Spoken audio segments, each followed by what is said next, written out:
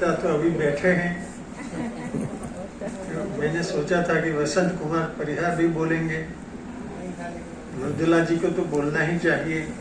आज तो श्रोता ही हूँ, सरवता ही हैं। आज तो श्रोता हूँ मैं। और वीरेंद्र क्या है? हम तो सरवता है। रेखा का तो अधिकार था क्योंकि इन्होंने एमए का लघु शोध निबंध लिखा था और अच्छा लिखा था।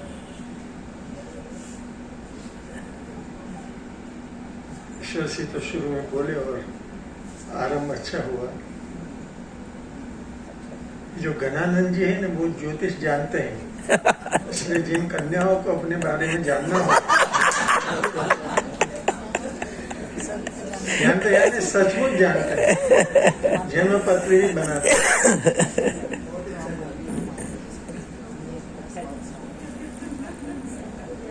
तो कुछ जल्दबाजी में हुआ, लेकिन अच्छा हुआ एक कार्यक्रम। जो छात्राओं ने कविता पाठ किया, उसको अगर मृदुला और रेखा मार्गदर्शन देती तो और अच्छा हो सकता था। लेकिन जैसा भी इन्होंने खुद किया, अच्छा लगा मुझे। कविता तक पहुंचना पहली बार, दूसरी बार, भविष्य में भी आप ये प्रयत्न करेंगे। मिश्रा जी बहुत महत्वपूर्ण कवि हैं। इतनी कविताएं पढ़ने से पता नहीं चलेगा। कुछ 15-20 साल पहले इनको मोदी पुरस्कार मिला था कविता के लिए, बड़ा पुरस्कार था उस समय। और जवाहरलाल गुर्जर ने उमाशंकर का स्मरण किया, तो एक कार्यक्रम में मिश्रा जी ने अपनी एक गीत रचना प्रस्तुत की थी। एक नीम मंजरी मेरे आंगन जरी, कांप उठे लोहे के द्वार। तो इस गीत पर उमाशंकर जी विस्तार से बोले थे। गीत की जो संरचना है, आदि से अंत तक कैसे सुबद्ध है, ये इन्होंने समझाया था। तो मिश्रा जी गुजरात में रहे तो इनको भी फायदा हुआ। गुजरात की समीक्षा में जो रचना है, उसका आदि, उसका अंत और उसकी संरचना, इस पर भी समीक्षक ध्यान देते हैं। और जिस रचना की संरचना प्रभावक हो वो रचना ज्यादा टिकती है। तो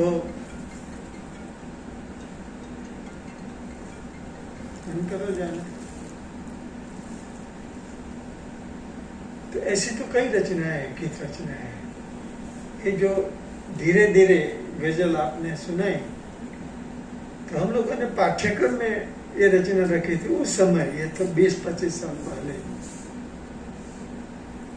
और जिस भाई ने प्रस्तुत किया वो भी अच्छा किया, लेकिन इसको तो अनेक तरह से बेहतर रूप से गाया जा सकता है। ये इनका जीवन दर्शन है। धीरे धीरे, कोई जल्दबाजी नहीं, केवल धीरे धीरे नहीं, लेकिन किसी को अन्याय किए बिना। बिल्कुल। ये जो प्रतीक्षा की तैयारी है, वो इनका व्यक्तित्व है। और वसंत पर, सूरज पर कुछ कविताएं प्रस्तुत हुई, तो प्रकृति से बड़ा गहरा नाता उनका रहा है। गांव तो छोड़ा या छूट गया, गोरखपुर, बनारस वगैरह तक संबंध रहा, लेकिन जो डोंगरी गांव है और जिसका वर्णन पानी के प्राचीर उपन्यास में है, दूसरा खंड उसका जल टूटता हुआ। ये जब गुजरात में तब ये उपन्यास प्रकाशित हुए थे। और पानी के प्राचीर का मुखपृष्ठ गुलाम मोहम्मद शेख, जो बहुत बड़े चित्रकार हैं, इन्होंने किया था। तो बड़ौदा में भी उनके अनुभव अच्छे रहे। कि यहाँ आए तो यहाँ उनको छात्र मिले, एक से बढ़कर एक। सब बड़े लेखक भी हुए, समीक्षक हुए, अध्यापक हुए। भोला भाई जैसा शायद ही कोई अध्यापक मैंने देखा है। महावीर भी इतने वत्सल अध्यापक, और विकसते रहे, विकसित होते रहे। महावीर सिंह भी, उनका पूरा परिवार भी, उनकी दोनों बेटियां किरण और अनु, ये दोनों भी, अनु नहीं आई ना,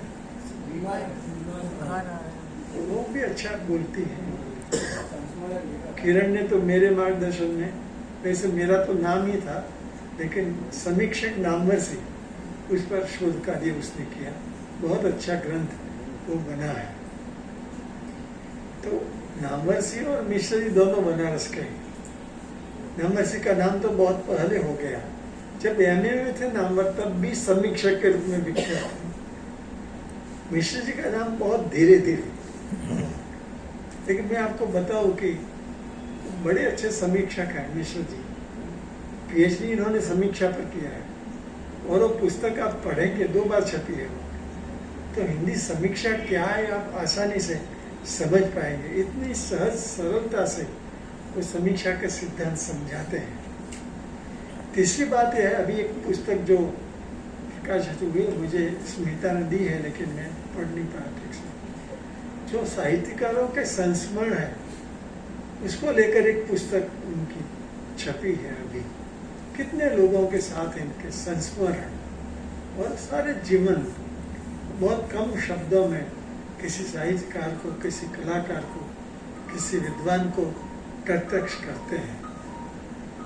तो गुजरात में रहे, गुजरात ने उनको बहुत प्रेम दिया, बहुत अच्छे छात्र उनको मिले, छात्रों के छात्र मिले, उनके भी छात्र शायद यहाँ बैठे हैं। तो यह बड़ी उपलब्धि होती है एक अध्यापक के लिए, एक साहित्यकार के लिए। साहित्यकार के लिए भी उनको समझने वाले छात्र ही कहे जाएंगे, ऐसे सहृदय छात्र।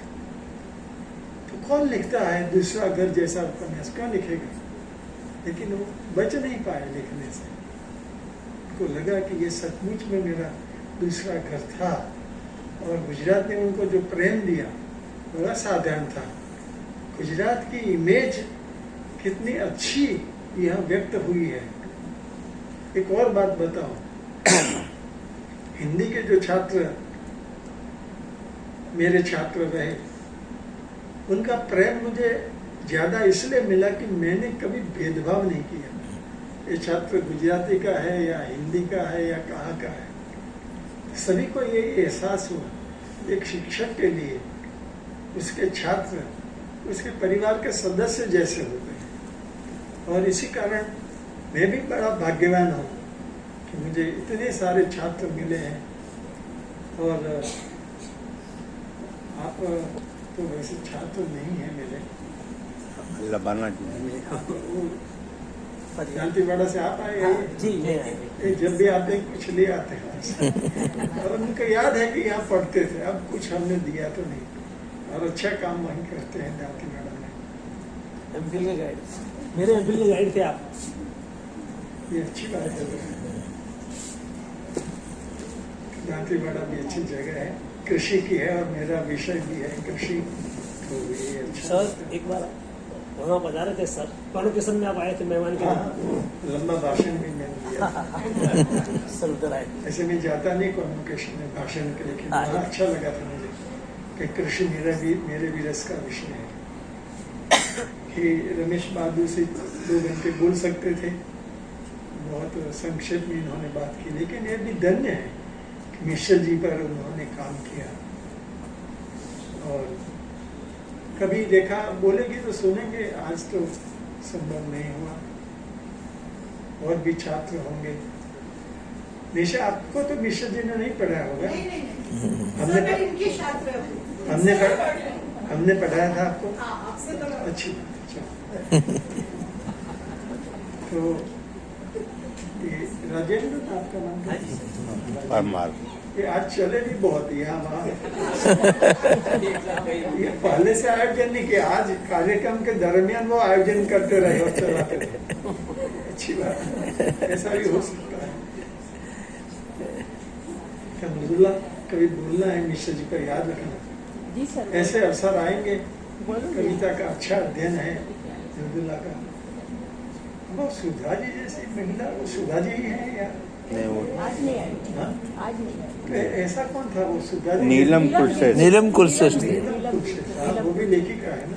जी मुझे तो भ्रम हुआ कि सुधा जी है, उसी ढंग से वो बोल रही थी। हाँ तो अच्छी बात है, वो कविता पसंद आपने की, ये भी अच्छा है। और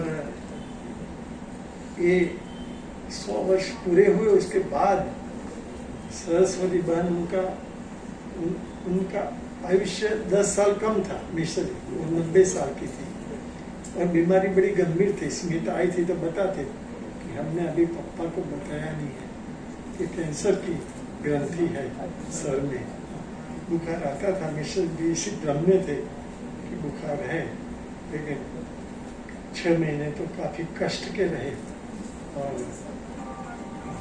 फिर उन्होंने विदा ली। मिश्र जी और परिवार ने सरस्वती बहन की पूरी सेवा की। अद्भुत व्यक्तित्व था। मिश्र जी और सरस्वती बहन बैठी हो तो आपको सरस्वती बहन का ही व्यक्तित्व प्रभावित करेगा। ऐसा जीवंत व्यक्तित्व था। वो इंटर होकर आई थी, शादी हुई तब इंटरमीडिएट थी, बीए किया, एमए किया, पीएचडी किया। सरस्वती बहन कितनी बड़ी बात है। और बच्चों में भी एक बड़ा लड़का भी था, हेमंत। ईश्वर जी ने एक काव्य संग्रह उसको अर्पित किया है। मेरे गीत की प्रथम पंक्ति जिसको याद है, ऐसा हेमंत अच्छा अभिनेता था। छोटा विवेक जो है वो अभी मुंबई में है, लेकिन जो शिष्य क्या जो मंजिला है ना, वो वही रहता है। वो ध्यान भी बहुत रखता है।